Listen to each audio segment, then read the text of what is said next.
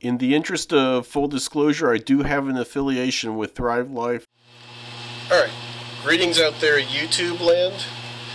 For privacy concerns, I'm filming this here in the shop where I've already filmed before. Please forgive the AC running in the background. It's kind of a warm, going into summer's day, so I'm doing this video in the wake of the lockdowns and having reviewed ideas personally regarding lockdowns, and I think I have an idea that I've not heard a lot about for reasons that or probable reasons that I'll get into a little bit later. But I do think it does have a certain degree of value to it. Namely, we didn't have an issue with power going out, although it likely didn't get far enough or bad enough for that to be a concern this time. However, a lot of people will tell you to store rice, maybe pasta, for your food storage. Well, rice is very convenient for most people when the rice cooker works. For just regular on the stove operations, in order for rice to work, you have to put 2 parts water to 1 part rice, bring it to a boil, then let it simmer till the water's gone. That's going to be a pretty involved operation, and if you don't have electricity altogether and you're trying to figure out how to do it over a wood fire, or maybe if you had the foresight, a propane camping stove, it could be a bit problematic. Noodles, pasta is a little bit better, namely because you don't necessarily have to worry about simmering it, but still it's going to be a fair bit, or it's going to be relatively energy intensive first boiling the water, then keeping the water going while the noodles soften. The idea that I had, that I came across, was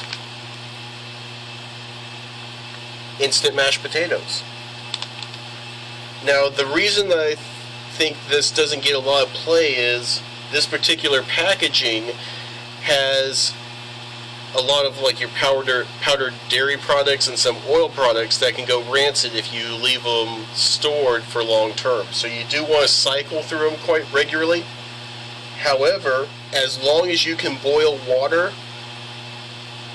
this is ready to go. And you basically only have to boil, in this case, about 2 cups of water for it to work. Now, I've already tried making potatoes with chicken and tuna. Chicken worked out okay with the roasted garlic potatoes. I used plain potatoes with the tuna. I guess it was okay. I just wasn't feeling fish at the time. But today I'm going to be trying something a little bit different. This time I'm going to be trying corned beef, which was what I could find for the canned beef section. Now, pandemic-wise, the advantages to having canned food is that regardless of who was preparing it, the meat goes into the can. It's going to be basically sealed and cooked in the can. So if there's a pandemic, anything that was canned before that's probably going to be okay. And even stuff that is canned during it is probably going to work out alright. Depends upon the particular agent that you're worrying about. So whatever current data you have available about the agent, make your plans accordingly. Now, to boil the water this time, we're going to be using a coffee maker. This is something that I use just simply to try and keep the house cool. It doesn't take as much energy to boil water through it. And as soon as I get the water, get it measured out, get it mixed in to the bowl with the mashed potatoes, use the heat to heat up the corned beef, I can go ahead and shut it off. So it's not going to be generating heat for very long, and it's going to do a little bit better at keeping that heat into heating the water as opposed to everything else around.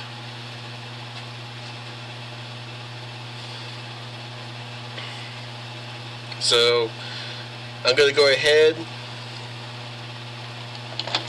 get the coffee pot set up. I basically bottled up some purified water, so go ahead. Yeah, right about in there. The measurements on this kind of conflict with reality, so yeah, I'll just go ahead and go up to 3. Because I can always dispose of too much water. It's going to be a little bit problematic if I come up short. So I'm going to go ahead,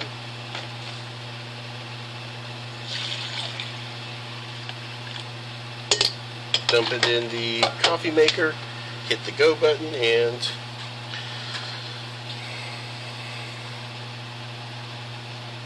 go ahead and let that get started.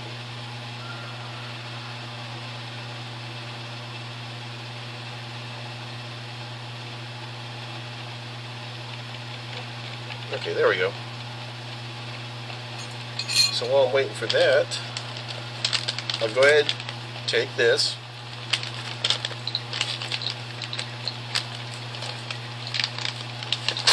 rip it open. I'll do it from both directions. And throw that one to the side. Then dump the contents into the bowl. Put that over there. And out. Yeah. The wonders of packaging. So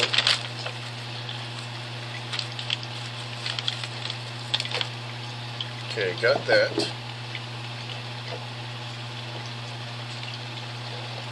I'm not going to necessarily season it immediately. I've got a Chef's Choice seasoning that's got a bunch of stuff in it that might taste good. I'm going to try a little bit of that. I'm going to try a little bit of this Shichimi Togarashi. I usually use this in place of paprika with deviled eggs, but a little trick my mom taught me. I also use this when I'm making beef noodle stew from a beef broth, because this tastes really good with beef broth. It also tastes really good when I do sort of a brisket and rice from leftover briskets at the local barbecue establishments. That, some beef bone broth, appropriate amount of rice, or brisket, beef bone broth, appropriate amount of rice, and the shichimi Togarashi work out really well.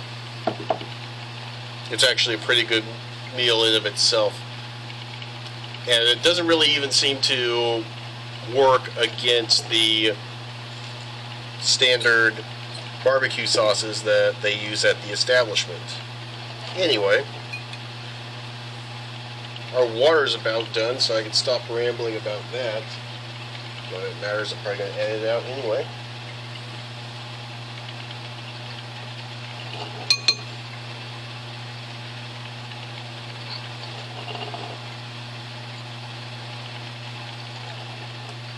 I'll go ahead and just start undoing this.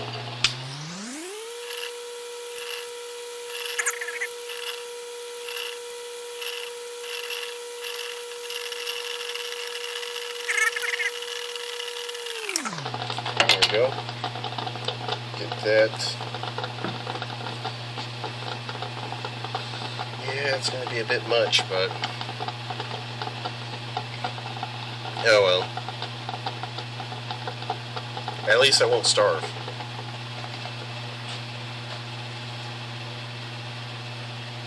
I love how that works. Okay, so I'm going to need 2 of these.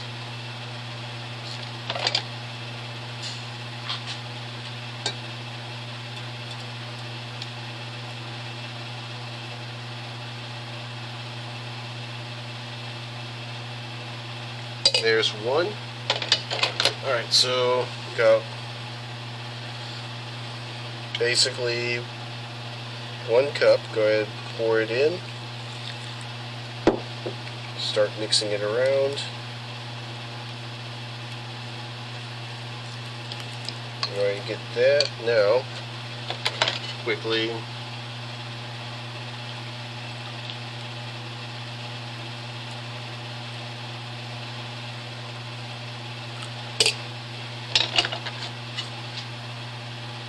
now we'll go ahead and pour this in. That's going to get the rest of it, hopefully.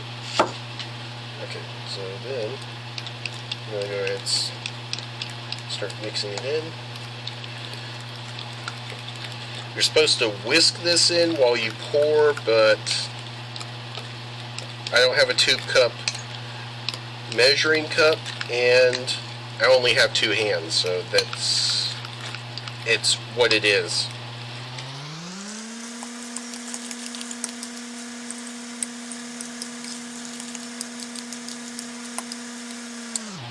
Okay.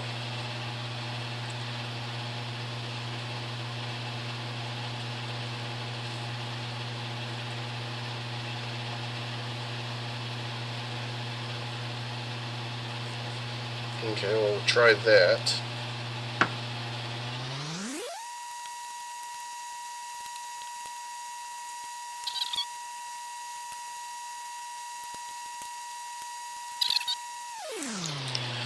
There.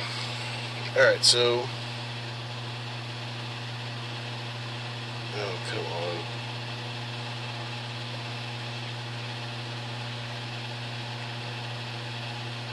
Alright, so yeah, that's about what it's going to look like. So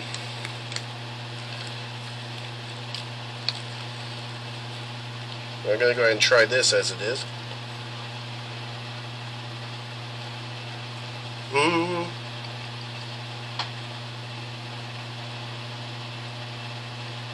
Forgive me for not sounding giddy. I think I like the chicken a little bit better. Yeah, I think I like the chicken a little bit better, even if I do have Pulse on the other side of the room to hear that. But I definitely like this a lot better than the tuna. Tuna is going to be a special case. I'd recommend that for winter because I'd probably mix it up, spoon it out like cookie dough onto a cookie sheet, then top it off with cheese and bake it again. Just like good old twice baked potatoes. So I'm going to go ahead and try the Chef's Choice first. There we go. Just a little bit of that. I'll go ahead and get the stuff off the top that it hit. Start here.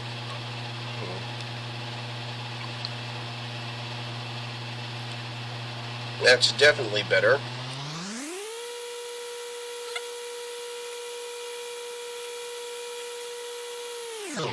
Yep. So basically, I just put salt, spices, onion, garlic, chili pepper, dextrose, citric acid, sugar, natural flavors into here. So that was actually pretty good. Now I'm going to go ahead and scoop a lot more of this toward the center, kind of give myself a bullseye to aim at.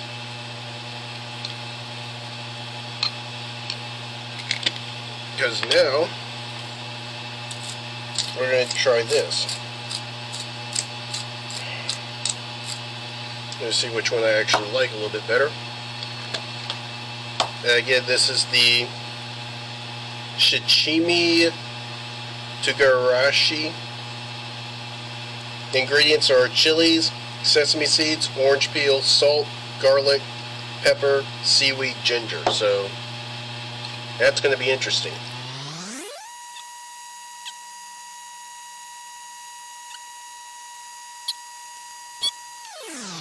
It's not bad, but I think there's something in this that's not necessarily working with the potatoes and the corned beef that well. It's definitely got some heat to it. You can definitely feel that.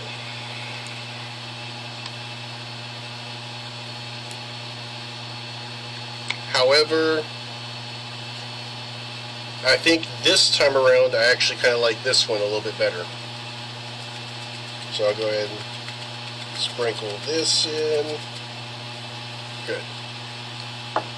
Then just fold it in.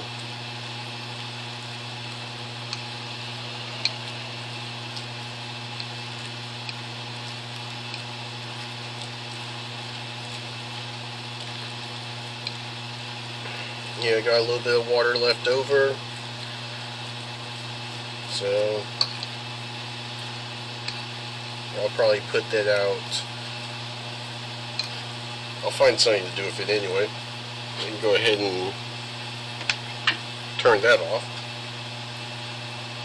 So overall, like I said, I like the beef better than tuna, not as much as chicken, although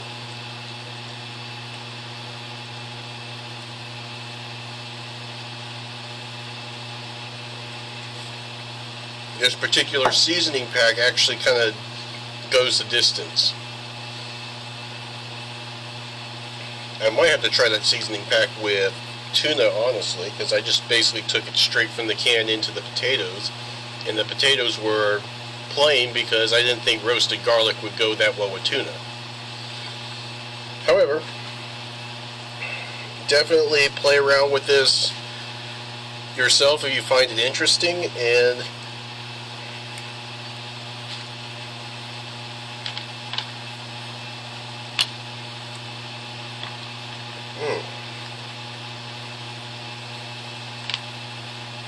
hopefully,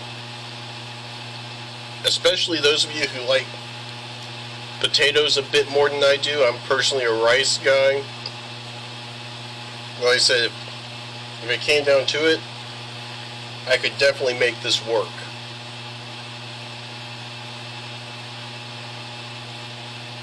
So I'm going to basically finish off lunch. Thank you for joining me. This has been, well, it's been something akin to fun anyway. I hadn't done anything on food storage or how to prepare it, so I figured I'd go ahead and dip my toe into the waters with this. Have fun trying it out yourself. Come up with your own ideas. Please post them in the comments section, and thank you for watching.